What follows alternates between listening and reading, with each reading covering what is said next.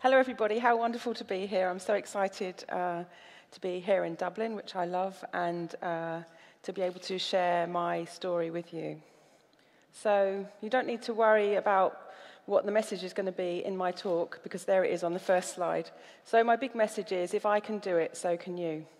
And in fact, before we start, I'd really like to try a bit of an experiment.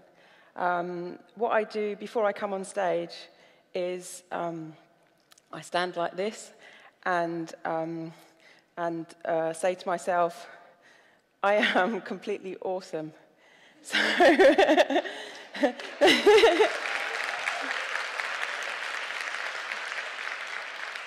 if you say it enough times, you believe it. So actually, I want you all to stand up now, if you can stand up, and do it with me, because it really works.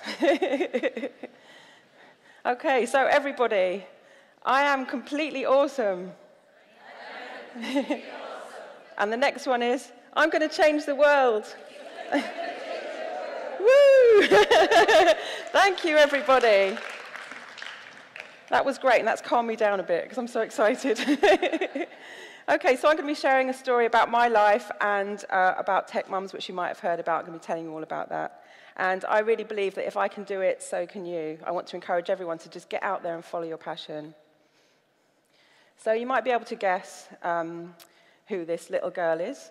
This is me, quite a long time ago now, when I was about 9. Someone asked me a while ago, how did I first know that I was a geek? When did I know? And I kind of thought back to this time when I used to save up all of my pocket money, and then maybe once a month we'd go into town, into the shops, and I'd go to W.H. Smith's and spend all my money on maths textbooks, which was like the best thing that I could think of to buy with my money. And then I'd go home and just like spend days going through answering maths puzzles. So I'm a geek. So that was me at 9. What happened with my family is that when I was 12, my mum died. And then a year later, my dad remarried and basically kind of sent my family into turmoil.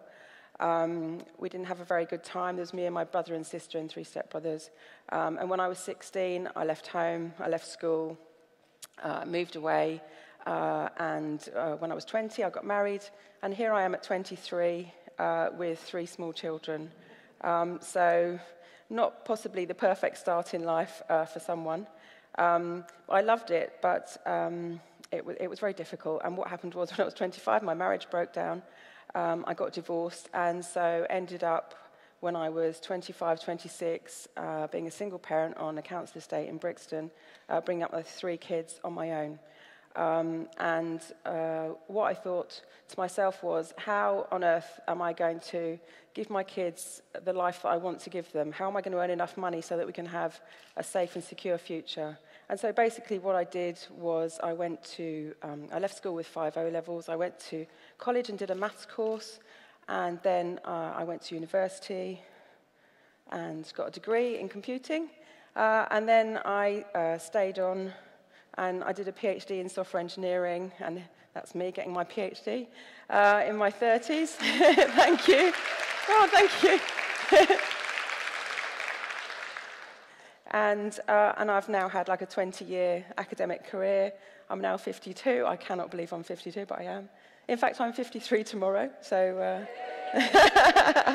I'll be celebrating here in Dublin tomorrow night if anyone wants to come along. We can have a big party. So, yeah, I can't believe I've got to that age, especially I kind of had this thing my whole life that because my mum died young, I always thought I would die young, so I just can't believe that I've got to the age I have anyway. So in academia, there weren't very many women around in computer science. So in 2001, I set up the first UK network for women in tech called BCS Women. So here we are at one of our committee meetings. That led me to go to a meeting at Bletchley Park in 2003. And I found out that more than half, as we heard from Kerry yesterday morning, more than half of the people that worked at Bletchley Park were women. I think Kerry said 6,600. And more than 10,000 people worked there. And I found out that the work done at Bletchley Park shortened the war by 2 years, and there were 11 million people a year were dying during World War II. So potentially the work done at Bletchley Park saved 22 million lives. So I found out about that, about the women, and we ran a project with BCS Women, which was an oral history project to capture the stories of the women that worked there. And here are some of the women. And they're just amazing characters, all the women that I've met there. And I've talked to, like Kerry, I've talked to so many women that you just, they're just so super smart, even in their 80s and 90s. They're really incredible. So I found out after that Bletchley Park was having financial difficulties. So I started a campaign to save it in 2008. I set up a blog, and then I got in touch with the press and the national newspapers and got a letter in the Times asking the government to save Bletchley Park. I also got on BBC News and was talking about Bletchley Park and saying that we had to save it, and so started a campaign in 2008. So it was great getting on BBC News, going around the world. I had friends in Australia saying, I just saw you on the news, which was really cool. And but one thing that happens with like traditional media is you're a big story one day, and basically a few days later, it's not a story anymore. How do you keep something in the press? I really wanted everyone to know how important Bletchley Park was. And so at the end of 2008, I started using Twitter. And early 2009, I was looking around to try and find somebody who would be influential, who could bring the story to more people. And then I saw this photograph of Stephen Fry in a lift. So he was with some friends stuck in a lift in Centre Point in London, and he was tweeting that they'd press the emergency bell, they'd try phoning everybody, they couldn't get anyone out the lift, so he tweeted a picture of them instead to see if through Twitter someone would actually see that they were stuck in the lift. So I saw that picture and I thought, Stephen Fry, he must be interested in Bletchley Park. So basically I sent him several messages on Twitter, and the next day he tweeted a link to my blog. And just to show you the power of, getting the right people on board with your campaign, if you're campaigning, my blog before that was getting about 50 hits a day. And then when Stephen Fry tweeted about it, it got 8,000 hits that day. And then he had 220,000 followers, and now he's got several million, I think. If you can find the right people to join you in your campaign with your passion, then you can reach so many more people. So that was amazing. Using social media, we got loads and loads of people involved with the campaign. Thousands of people did their own things, set up events, had fundraisers all over the place. And eventually, after 3 years, Bletchley Park, the CEO from Bletchley Park said that Bletchley Park was safe and they wouldn't have to close. I just wanted to tell my favourite story from the veterans. So this is an Enigma Day reunion. About 6 or 7 years ago, I chatted to some of the women while I was there. And my favourite Bletchley Park story is that, so I said to the women, what sort of things did you do outside of work? We know what you were doing as part of the code-breaking effort. What did you get up to outside of that? And one of the women said to me, do you remember that time when we nicked the vicar's bicycle to go to a dance to her friend? And she was like, yes, I remember that. And then they started talking about the fact that they were all stationed at Woburn Abbey, like a big stately home. So there's hundreds of young women in there.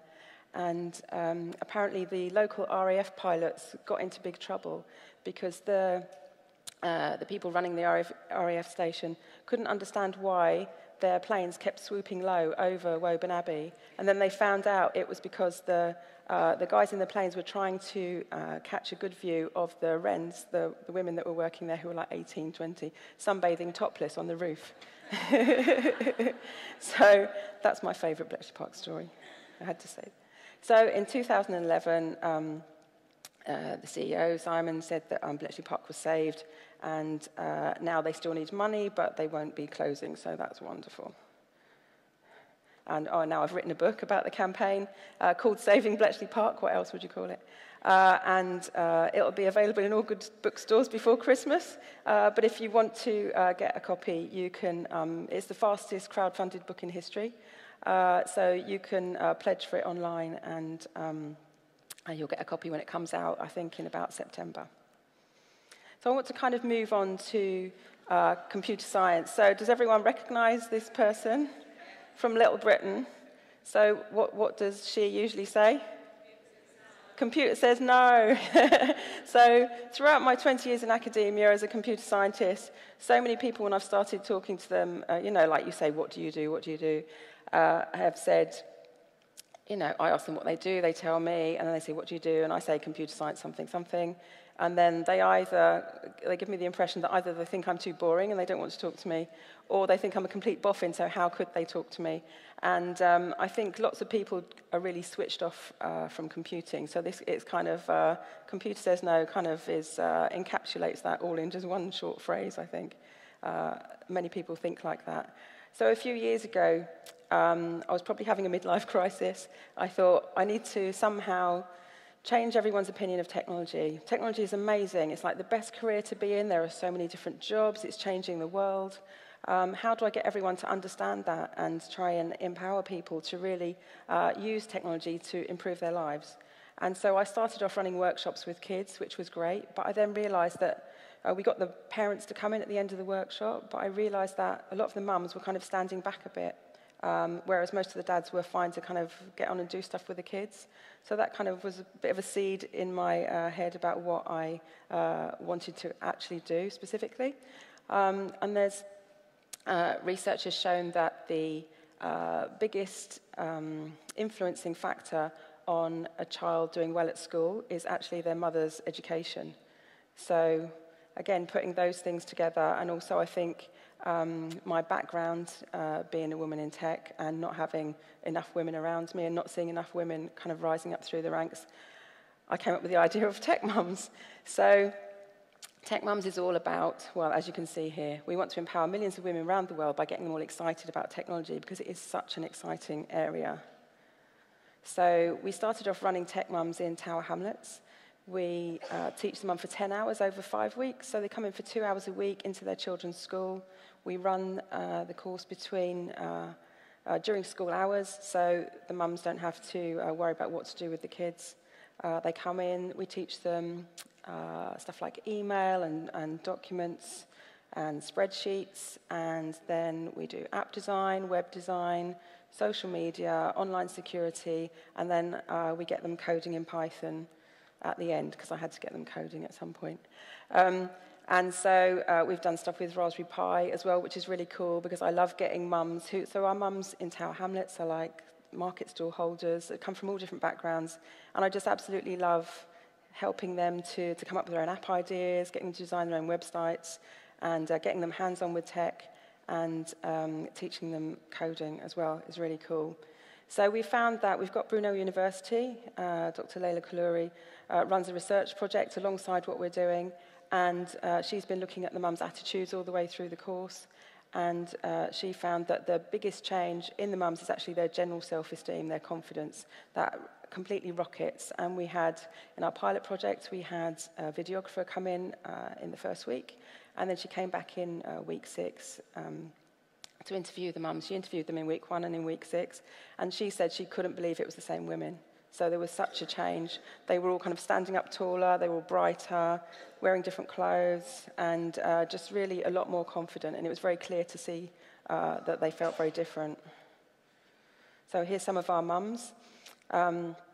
Amina, one of our mums here, she came in, the one that says, I don't feel afraid of computers anymore. She's amazing. So she came in saying, I'm scared of the keyboard. I know what all these letter keys are. What are all those F keys at the top? I'm scared if I touch one of those, something terrible is going to happen. And you can see why. No one ever teaches you that, right? So so she was very scared at the beginning, and by the second week, we'd done emailing and documents and spreadsheets, and then we were doing app design. So I went around and I was talking to everybody in the class, and Amina said that, so she used to run a school uniform shop in the market, a school uniform stall in the market in the East End, and that did well. So she's got a shop now selling school uniform, and so she's obviously a natural entrepreneur, and she said that TechMums had changed her life. So I said, well, how has TechMums changed your life? It's like, you've only been here for like a few hours. What could it be? I was thinking. And she said, well, my son, I run a school uniform shop. My son comes round after school every night to pick up parcels. So I parcelled up school uniform for him to take on the bus across to customers across London, because that's the easiest way for me to get my samples out to customers. She said, but because you taught me last week how to add attachments to emails, I can now take photos of the school uniform and I can email it to the customers, so he doesn't have to do that. So my son doesn't have to work after school every night to help my business. And I just thought, I never would have dreamed that would have happened. You know, such a simple thing. And that's one of the things that I love about TechMums is that we teach mums all different sorts of things, but then they then use it in their lives to make change for the better. And I love that. So here's Nick Saw, who's the head teacher at the school where we run our pilot. He said that not only could he see the difference in the mums, but he could, after a few weeks, he saw a change already in the children of the mums that we were working with. And so I thought, that's absolutely amazing. Again, I couldn't believe that that would happen. So here's our first TechMums graduation. That was very exciting, and you can just see how happy everybody is. One thing that I really enjoy is, so the mums go through the 5 weeks, 2 hours a week, and then in the last week we have a graduation where we all get together. The mums get a certificate because the program's accredited by eSkills in the UK, and the mums get a TechMums t-shirt, and it's very exciting, and they invite their kids in as well, so the kids can actually see what they've done and see their mums as tech role models. So here's one of our classes. I had one class, I was supposed to be teaching these lovely mums social media, but I was really ill. I had the flu and I couldn't go in, so I tweeted, is anyone in Tower Hamlets that can get to this school in an hour that knows about social media? And luckily, one of my friends, Vic, said, yeah, I'm up for a challenge. So she went in, I kind of sent her the stuff, she went in and taught all these mums about Twitter and social media. And this is them doing their first selfie, which I just absolutely adore this picture.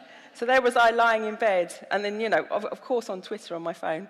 I'm laying in bed, and then I get this photo. I just thought, oh my God, that's just so wonderful. I just love it. Lots of happy mums. Here's another group of our mums in another school who went through the program. They were most interested in staying safe or keeping their kids safe online. And we chat to our mums about building up a good relationship with their children. So lots of mums come in saying that they want to stop their kids using Facebook, and that's why they're there. And I can understand if you don't know about social media that you might think that that's the best thing to do. But what we do is talk to our mums about how the best way to keep their kids safe is actually to work with them, to talk to them, to communicate and have an ongoing conversation around what they're doing with social media, and for the mums to have a look at and learn about the sort of things that their kids might be using so that they can just keep a conversation going all the time. Because the last thing that we would want is if maybe their kids are tell their parents that they're not using social media, then of course they do, and then get into trouble. And then of course, because they've told their parents they're not using it, they can't tell their parents they're in trouble. So I really want to make sure that that doesn't happen. So here's our first group of TechMums trainers at the end of our training in London. Fantastic group of people. I've just met the best people from running TechMums, the mums and the trainers. And here we are winning an award.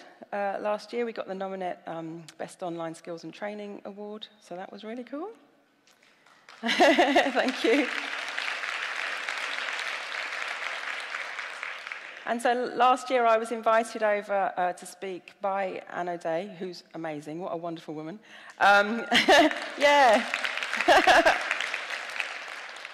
I was invited by Anne to come over and speak at the Future Jobs Forum in Dublin, and I came over and was approached by an amazing woman called Liz Waters, who's speaking tonight on a panel with me at the Fringe, who's principal of Oncason, this incredible college out in Tala. And so we talked about running TechMums in Tala at Oncason, and so basically we made it happen. So here we are, us coming over and training some of the teachers at Oncason. This is last September, and they've now been running the program since last September. So that's 9 months now. Oh, I can count.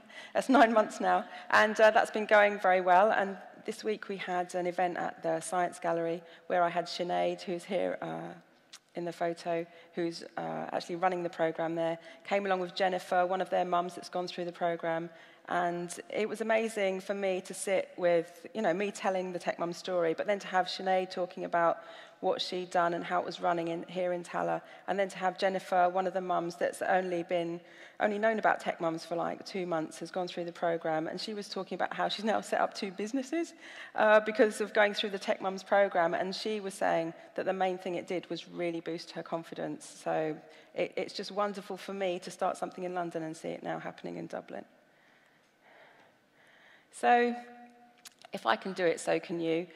Because I've kind of started off, I've followed my passion. A lot of the time I've been very scared of what I'm doing, and I never would have believed 20 years ago that I'd be standing here. But I am, talking to all you amazing people at this fantastic conference. I've done so many things I never would have dreamed I could have done. I've met, all these people, some of my heroes, like Johnny Bull from when I was a kid, who got me excited about mathematics. I've met Stephen Fry, I've met Joe Brand, and the most exciting one for me was I met will.i.am recently. And I was really scared to ask him for a selfie, but I just thought, if I don't do it, I'm going to kick myself. So I went over and said, can we do a selfie? He was like, sure. And he put his arm around me. I was like, oh my God. will.i.am's got his arm around me. I've made it. So it's just been so cool. And that really is because, scared as I've been, I've forced myself to get out there and do things. I've just forced myself to do it. And, you just take one step and another step, and you just keep going. And so last year, I even met the Queen.